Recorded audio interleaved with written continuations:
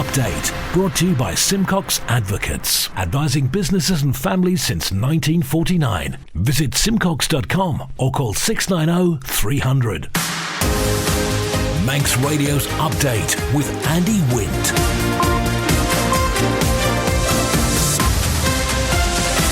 Faster my good evening, it's 5:30. This is Update for Thursday, 7th of March 2024 from Manx Radio. 30 minutes looking at the latest news on the Isle of Man. Background to that news and sport and business and Sea Watch and travel updates and the newsmakers in person. This evening, no national insurance cut here. Manx Care is urging take-up of the measles vaccine, coastal erosion at a metre per year, protecting our heritage buildings, and the IOM Darts Festival gets underway tonight. Man Benham for all your business and legal needs. First of all, at 29 minutes ahead of 6 o'clock, the Update News headlines. Faster my Siobhan Fletcher. Faster my. New rules which would offer anonymity to people accused of some sexual offences could be approved by Manx politicians this month. Tynwald will be asked to vote on new regulations which fall under the Sexual Offences and Obscene Publications Act 2021. It's thought the coast in some parts of the west of the island is eroding at a rate of up to a metre a year. Areas around Kirkmichael and Glenwillan have been of particular concern. Voting is currently underway in Ramsey for residents to elect a new commissioner.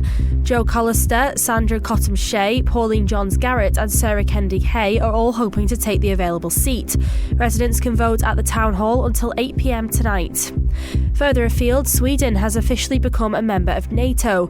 It means that should the Nordic country ever be attacked, other members of the military alliance will be obliged to protect it. Red Bull F1 team boss Christian Horner has responded to accusations of inappropriate behaviour by saying the intrusion on his family is now enough. Earlier, a female colleague who made the claims was suspended, and last week an internal investigation cleared him of wrongdoing.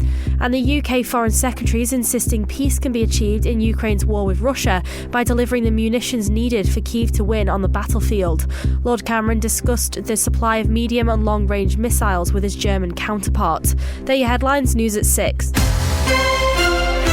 Secure tomorrow today with Man Benham's guidance on powers of attorney and more.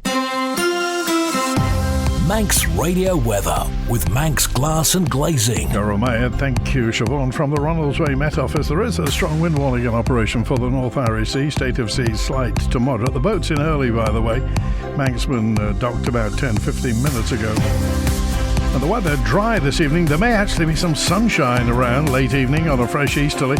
Cloudy tonight, possible showers coming in on a fresh to strong easterly and down to 4 degrees. For Jehenya, Friday, cloudy with bright spells on a strong easterly. Daylight maximum 9, down to 5 through the night. And for Jasan, cloudy, mostly dry on Saturday in a strong east-northeasterly, up to 10 Celsius. Sunset tonight in a little over half an hour's time at 8 minutes past 6. High tides 28 minutes to 10. Low tide 6 minutes before 4 a.m. Sunrise 11 minutes to 7 in the morning. High water 13 minutes to 10. Manx Glass and Glazing are able to offer an emergency out-of-hours boarding up service. Call 491918.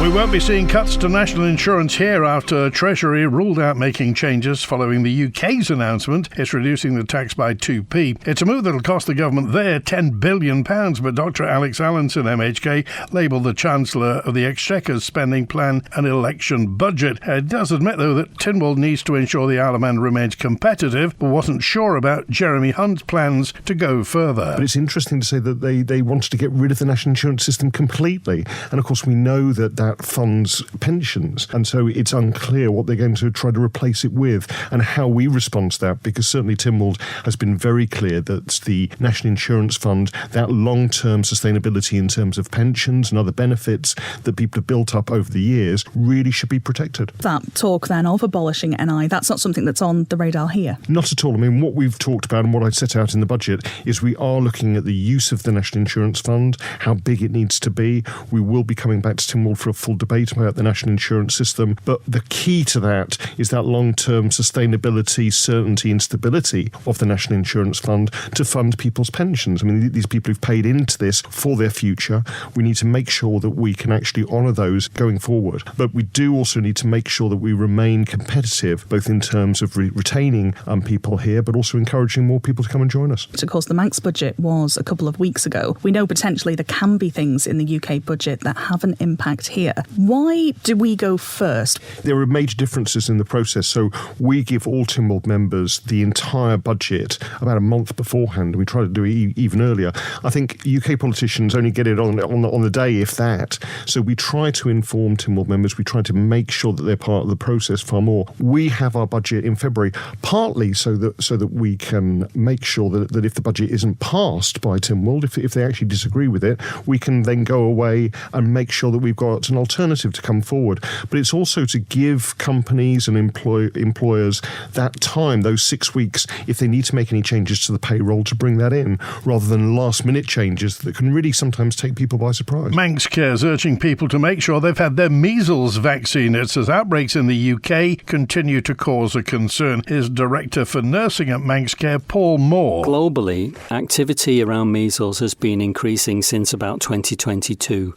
During the COVID pandemic, the vaccine uptake rates fell right across the world. And in particular, the coverage for measles, mumps and rubella vaccine has fallen too. And in February 2022, the World Health Organization in Europe called for urgent action in all countries to catch up children and adults who missed their MMR vaccine doses in order to prevent a resurgence of measles. There are no cases of measles currently on the Isle of Man, but there is a risk. About 23% of the children under 5 on the Isle of Man are not yet vaccinated, and we're contacting those parents who've not had their children vaccinated, inviting them to take up the offer of a measles, mumps and rubella vaccine, as this is the best way to prevent getting the disease. We're also contacting those children and young people in the 5 to 25 age group who have also not had their vaccination. And just to reiterate, vaccination is the best form of defence against measles and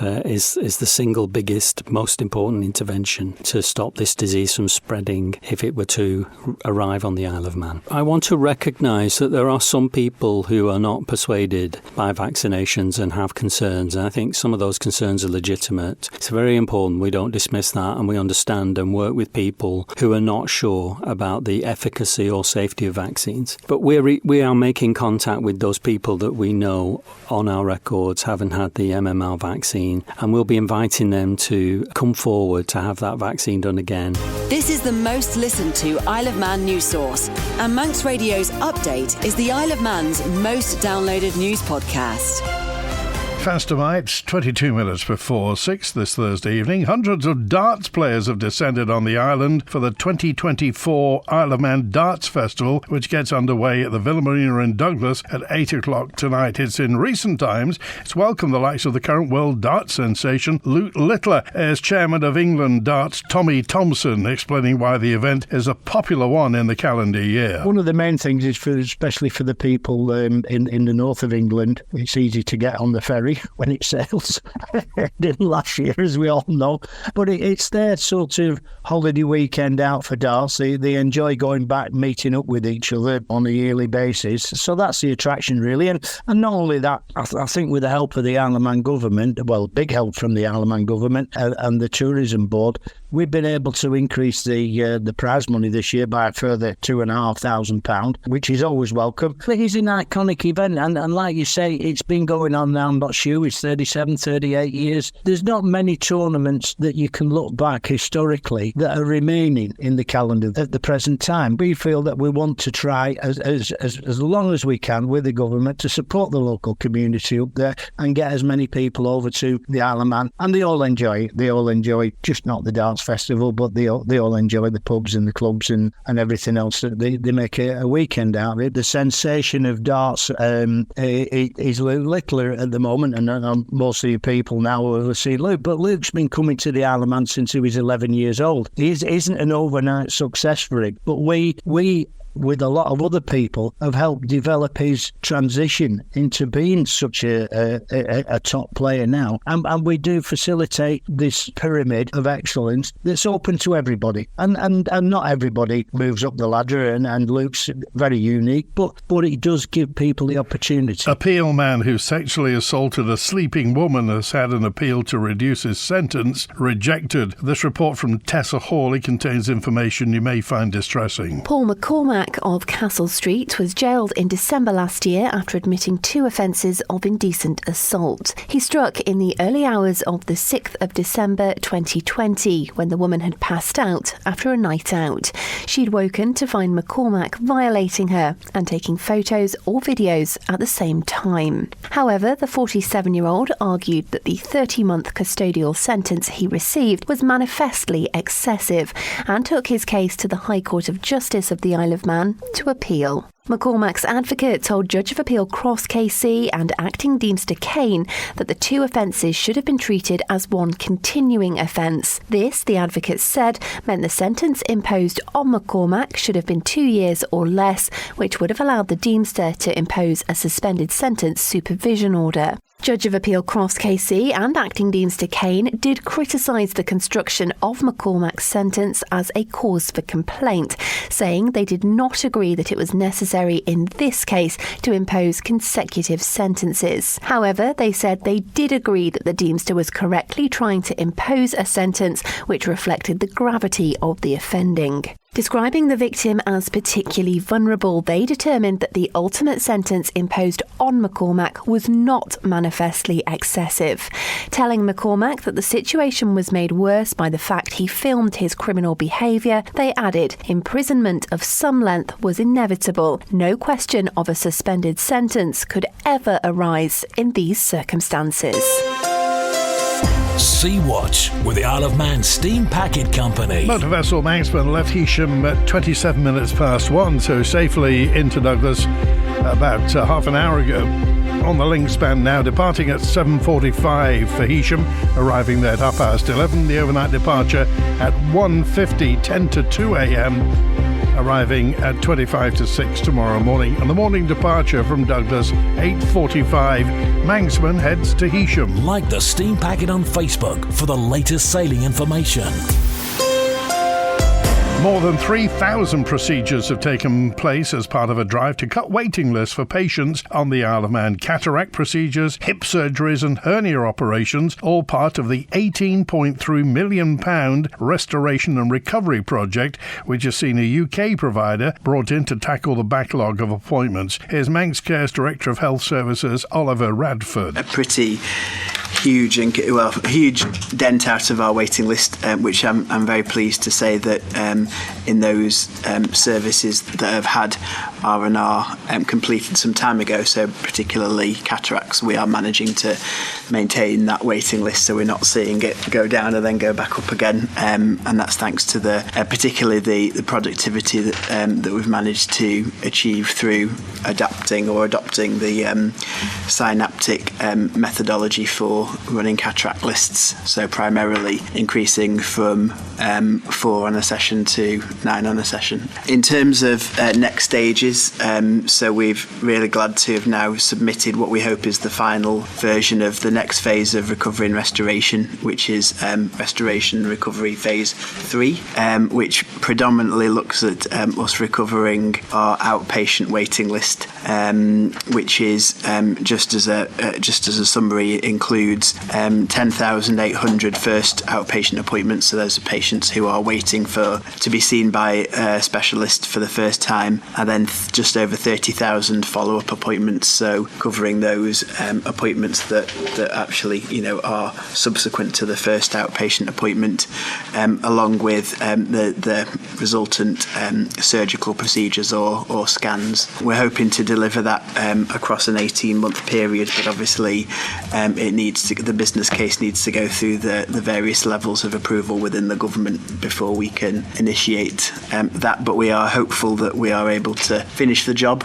on R&R. Manx Radio Business Briefing. It's 5:45 in corporate news. Gambling firm owner Entain, they own Ladbrokes and many others. Entain tumbled as it said full year results were in line with expectations, with underlying earnings hitting the £1 billion mark and record high online customers, but warned of the significant impact from regulatory changes which will dampen profits this year. For a full daily market report, go to ramseycrookall.com. Yes, even the Germans are in trouble. There's travel chaos in Germany as a fresh round of nationwide strikes is set to disrupt air travel and train travel today and tomorrow, affecting millions of people. The latest walkout of long-distance train workers who are demanding better pay and a drop in working hours coincides with an ongoing strike by Lufthansa ground staff who want more money. The Lufthansa strike started yesterday and lasts until Saturday. Expected to hit virtually all airports in Germany. Lufthansa passengers have been complaining about difficulties when trying to change their bookings. The latest walkouts have been embarrassing for the Germans as they've affected the world's largest tourist fair, ITB, in Berlin, which ends tomorrow. In other parts of the country, local bus and tram drivers have also been striking this week. The winter strike wave is estimated to have cost the German economy hundreds of millions of euros, and the country's unions have seen a rise in new members demanding better working conditions amid inflation and staff shortages. The Stock Market Report, brought to you by Ramsey Crookall. UK and European markets moved higher as US stocks rose, oil ticked higher and gold rallied. The numbers from Ramsey Crookall: the close in London, the FTSE 100 up 0.2%, 7,692. The DAX in Frankfurt up 0.7% at the close, 17,842. In New York City, the Dow Jones Industrials up 0.33%, 38,788. The Nasdaq Tech Stocks Index is up 1.25% at 16,235. And the S&P 500 up 0.9% at 5,149. But the day rolls on across the Atlantic. In the exchange markets, the British pound sterling is trading at $1 27.9 cents, €1 16.9 cents, and 23 South African rand 91.2 cents. In commodities, gold's up 0.4%, $2,156 per troy ounce, and a barrel of Brent crude up 0.25% at $82.86. I'm running late again. Do you know where I put my car keys? In the fridge. Where's my phone? Under the dog basket. Bye. You haven't forgotten that we're seeing Ramsey Crookall later? No, of course not. 5 p.m, is it? 2:45. I'll be there. Life is busy. That's why Ramsey Crookall's team takes time to help you make a mindful investment decision, considering all the options, giving you full control of your financial future. Less stress, more assurance. Forgot to put my shoes on. See how we can make your money work for you. Call 717171 or visit ramseycrookall.com. Licensed and regulated by the Isle of Man Financial Services Authority. It's thought the coast in some parts around the west of the Isle of Man is eroding at up to a metre a year. Areas around Kirkmichael and Glenwillan have been of particular concern. Aaron Michael, MHK's Tim Johnston and Alfred Cannon are now calling for action to be taken. Clearly anybody who goes down there can see that, it is eroding at a fair rate. So there's a science of understanding that and what's happening. But then, of course, next stage is, well, what can we do about it? And something does have to be done about it at some point. Clearly, if you're living down there, this is a real concern. So we can look at the geography of it, but at some point, we have to start talking about what we're going to do, because people living down there, people with mortgages, people on insurance, they need some certainty. There's a group of people living in Kirkmichael who are overlooking this coastline and are very concerned about the future. And we get a storm and we see another chunk fall into the sea, and I'm wanting to see something done about it. Now, obviously, we're talking about huge cost, but we have to start planning for that. So we need to understand that policy, and we want to see what plans are going to come forward from Kirkmichael. I think it would be, to me, incredibly concerning situation if we were sort of stick the white flag up and say we're going to abandon a community to the sea when there are potentially practical things we can do to stop it happening. People will argue about this till the cows come home, but you could fairly say, I think, that there's a metre metre a year disappearing off that coastline, and it continues to shift in various forms each winter particularly. I think the government's delay around this has gone on for some considerable time. I think arguably if they had acted when they put those initial boulders on down at the bottom of Glenwillan, where you can see how effective they've been in protecting the area where they've been placed, but of course the damage they then cause where they haven't. It's one of those things where really we need to make a decision, and yes, the data is important. We've got to carry on ensuring that we've got the right data, but also there needs to be some conclusion brought to this in the next few years. Update brought to you by Simcox Advocates. Manx Radio Sport. Fast am I, Rob Pritchard. Fast am I. Good evening. Firstly tonight, a scholarship programme which offers support to high-performance athletes could become available to Isle of Man competitors. Sport England is extending its Talented Athletes Scholarship Scheme initiative to the island, following previous talks with Isle of Man Sport and the Department of Education, Sport and Culture. Manx secondary schools, along with University College Isle of Man, are already being supported to gain TASS accreditation. The process is being overseen by newly appointed coordinator Nikki Arthur and is being fully funded by Isle of Man Sport. Furthermore, Arthur is also overseeing a pilot performance development programme, which is aiding 33 aspiring athletes with mentoring, facility access and performance services around their studies. It's hoped all secondary schools and UCM will have gained TASS accreditation by September this year. Elsewhere now in cycling, and a steady day again for Mark Cavendish and Astana, Kazakhstan on day 4 of the Tirreno Adriatico on the Men's World Tour. Cavendish's teammate Simone Velasco had another positive outing, finishing in 12th after managing a top 10 spot in yesterday's Stage 3. As of this latest phase, Cavendish and Astana sit 16th in the UCI standings for the event so far out of 25 outfits. Another mountainous stage is expected tomorrow with 146 kilometres to navigate, starting in Torricella Sicura and ending in Valle Castellana. And finally, Isle of Man pro cyclist Matthew Bostock has received recognition for his efforts for the Isle of Man at the 2022 Commonwealth Games in Birmingham. Bostock has recently been presented with the Spirit of the Games Award accolade, which is awarded to an island athlete or official that best epitomises determination and true Manx spirit. The award itself was provided to Team Isle of Man by the parents of Lainey Cool, Isle of Man chef de mission for the 2018 Games in the Gold Coast, who died in 2019. During the 2022 Games, Bostock was involved in a heavy crash whilst contesting the 15-kilometre scratch race in London before recovering to start the men's road race several days later. Manx Radio Travel, driven by Quayside Tyres and Service Centre. Inbound at Ronalds Way, the 5 to 8 Loganair from Liverpool returning patient transfer plane is showing on time, and the 8 o'clock inbound Loganair from London City on time. Outbound 6 o'clock Loganair to Liverpool, and that's the airport. On the roads, temporary lights on the Lazaire Road near Sulby at Kerramore for working on the pavement. Temporary lights on the Ballymona Road between the Cronk and Sandygate for Watermain Lane. The Key and Drogheda Road in Andrews is closed in phases for Watermain work.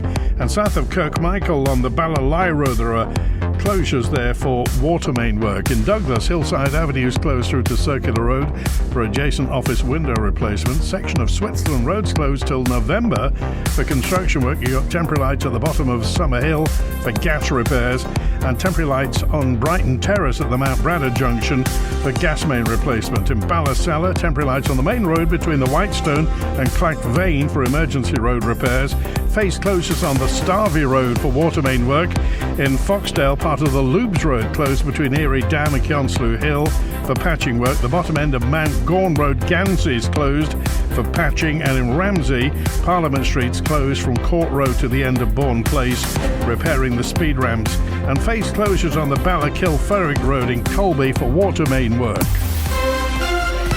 Quayside Tyres and Service Centre with 1 year's free engine warranty from Castrol. Get more with Quayside. Update brought to you by Simcox Advocates, advising businesses and families since 1949. Visit simcox.com or call 690 300. And the matrix signs are clear tonight. Do you know which buildings and structures on the island are protected? In the last week, 2 landmarks have been given protection orders: Ramsey Swing Bridge and Laxey Glen Flour Mills. Local historian Charles Gard believes more should be added. This has been going on for many years. We've been asking for it. I'm delighted to hear that the mills and the swing bridge have been offered the protection, but there's places like the Nunnery. Bizarrely, this is one of the great historic estates on the island. That is not registered. Balladool House, which was built in 1714, that's not protected in any way. And I've been going on for years about the amazing radar bunkers north of Bride. That whole landscape is not protected. And I know it's a matter of time and expertise and staff and so on, but there certainly hasn't been a great willingness in the past to speed this up. It does seem that the island is remiss in regarding its treasures. I recently been going around some of our great heritage sites, like the Civil War fort up north of Castellinard. It astonishes me that none of these sites have any interpretative signage at all. If you go to Northern Ireland or other places in the UK, the historic sites like this have always got an interpretation board or an artist's representation. It's not just for the visitors, it's for the locals as well, but we just don't do that, and I think that's an opportunity that's missed. Quite a few people listening to this will be surprised to know that Laxey Mills or the swing bridge in Ramsey didn't already have protected status. But again, you've got to have expert staff to do it. There's already complaints about the number of civil servants that have been taken on in recent years, so it's just, unfortunately, in a long line of things to do. That's it for Update Tonight, compiled from the resources of Manx Radio's news department. Thanks to newsreader Siobhan Fletcher, producer Amy Griffiths. After the news at 6, the Archive Room with Judith Lay, and Greatest Hits at 6:30 with Chris Kinley, and the Ramsey by-election results tonight from 9 o'clock. That's it. Back tomorrow at 5:30 with another update. WINT